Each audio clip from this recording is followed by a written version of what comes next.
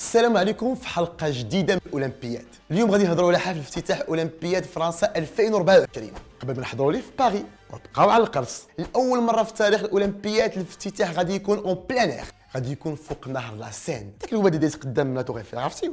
غادي يكونوا دي زومباركاسيون. هاد الفلوكات غادي يكونوا فيهم عروض فنية في المسرح والرقص والموسيقى والسيرك. المدير الفني ديال هاد الحفل هو الممثل والمخرج الفرنسي توماس جولي. لا كيشوف واش سا مارش او سا مارش با.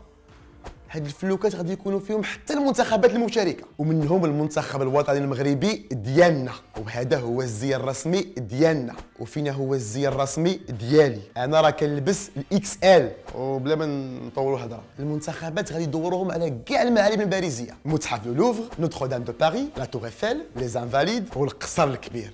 اش بين شي قصر كبير؟ بغيت نقول لكم لو غران بالي. واخيرا في ساحه تروكاديرو غادي يعطيو انطلاقه